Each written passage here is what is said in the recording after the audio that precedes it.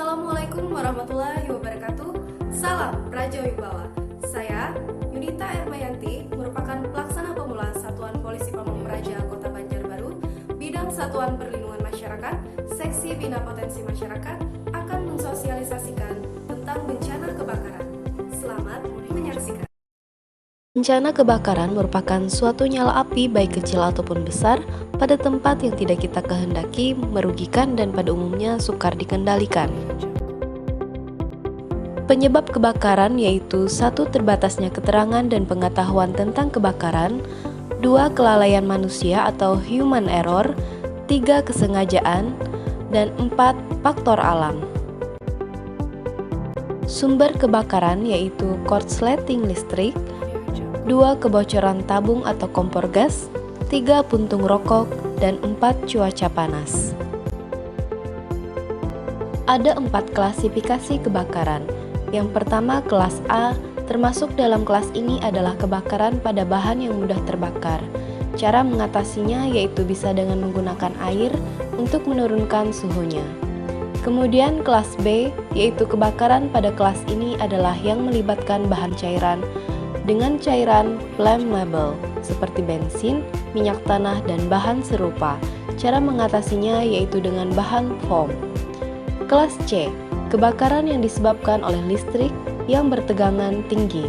Untuk mengatasinya yaitu dengan menggunakan bahan pemadam kebakaran non-kondusif agar terhindar dari sengatan listrik.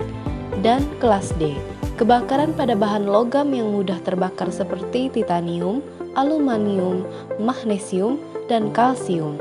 Cara mengatasinya yaitu powder khusus kelas ini.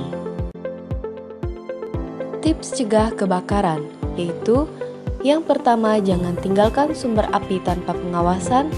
Jangan biarkan lampu menyala terus-menerus dalam jangka waktu yang lama. Jangan biarkan anak-anak bermain dengan sumber api. Hindarkan bahan yang mudah terbakar dari sumber api. Hindari menggunakan ponsel yang sedang di-charge. Hindari memakai stop kontak dengan eksternal yang bertumpuk-tumpuk. Hindari merokok di dekat bahan yang mudah terbakar. Jangan membakar sampah di bawah terik matahari. Biasakan mematikan alat-alat listrik setelah selesai digunakan. Dan selalu fokus saat menggunakan sumber api. Hindari sambil menggunakan ponsel atau melakukan kegiatan lain. Yang harus dilakukan jika terjadi kebakaran yaitu yang pertama, jangan panik. Kemudian apabila Anda mendengar alarm kebakaran, segera keluar dari bangunan melalui jalur evakuasi yang aman. 3. Apabila pakaian Anda terbakar, segera berhenti dan berguling-gulinglah hingga padam. Lindungi muka dan tangan. Dahulukan keselamatan jiwa Anda sebelum menolong orang lain yang terjebak dalam kebakaran.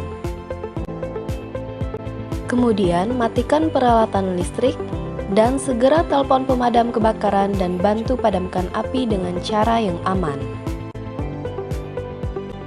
Hal-hal yang harus dilakukan setelah kebakaran berakhir yaitu setelah api seluruhnya padam, jangan langsung masuk ke dalam bangunan. Waspada terhadap kerusakan bangunan akibat kebakaran, cek kekuatan bangunan. 2. Inventaris barang-barang dan dokumen penting dalam rumah Anda sebelum memilih mana yang akan dibuang. Dan 3. Bersihkan sisa abu dan runtuhan dengan menggunakan masker dan sarung tangan untuk menghindari hirupan debu. Lalu, kapan waktu yang tepat untuk menghubungi pemadam kebakaran dan bagaimanakah caranya, khususnya di wilayah Kota Banjarbaru?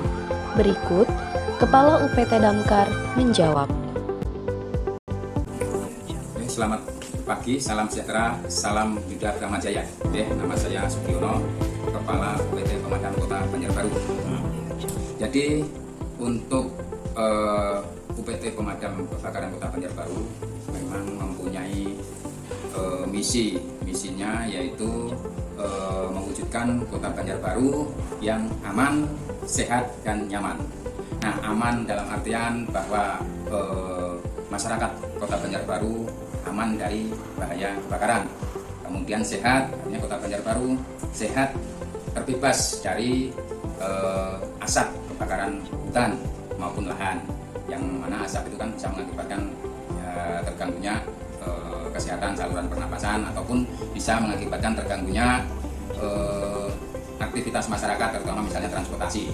Kemudian nyaman dalam artian di sini nyaman itu apabila sudah masyarakat merasa aman dari bahaya kebakaran, kemudian sehat udaranya, maka masyarakat Banjarbaru akan merasa nyaman, termasuk juga mungkin investor yang mau investasi ke Banjarbaru akan merasa nyaman.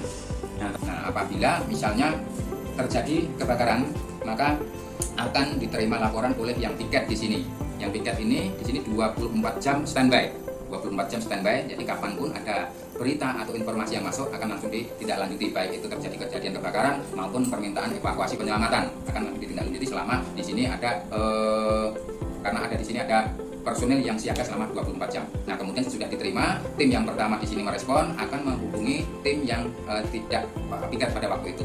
Juga boleh disambungkan juga karena kita terkoneksi melalui radio komunikasi dengan pemadam swadaya, maka akan dibantu oleh pemadam swadaya yang ada di Kota Banjarbaru untuk penanggulangan kebakaran. Tapi kalau untuk evakuasi penyelamatan biasanya cukup dari personel kita saja. Nah, kemudian untuk bisa menghubungi atau apabila ada kejadian kebakaran maupun terhadap pelayanan evakuasi penyelamatan tadi, maka masyarakat Kota Banjarbaru bisa menghubungi kantor atau posko UPT Pemadam Kebakaran di nomor telepon 0813 4944 3170. Itu siaga selama 24 jam, kapanpun bisa dihubungi untuk masyarakat Banjarbaru yang mau membutuhkan layanan baik itu kebakaran maupun penyelamatan dengan cara menelpon langsung atau bisa juga kalau misalnya berdekatan datang langsung ke sini.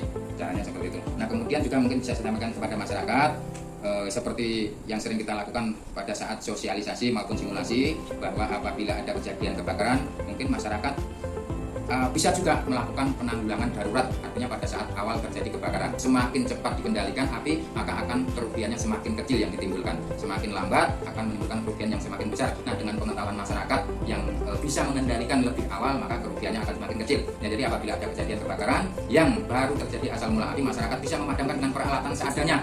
Namanya alat pemadam api tradisional, bisa menggunakan dengan selimut api. Selimut api itu bisa dari anduk, bisa jadi selimut, bisa jadi spray atau apa yang dibasahi kemudian ditutupkan ke media yang terbakar, atau juga bisa dengan menggunakan air, atau bisa juga dengan menggunakan pasir, pokoknya dengan peralatan yang seadanya.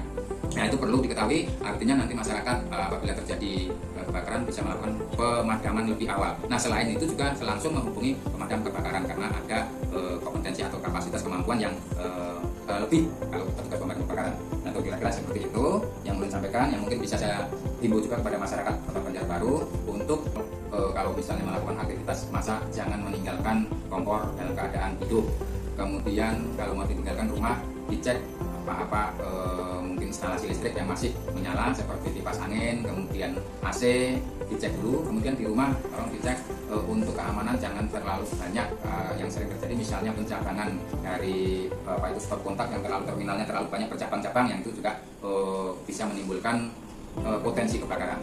Mungkin itu yang bisa saya sampaikan pemadam kebakaran. Nah, itu aja yang saya sampaikan. Terima kasih.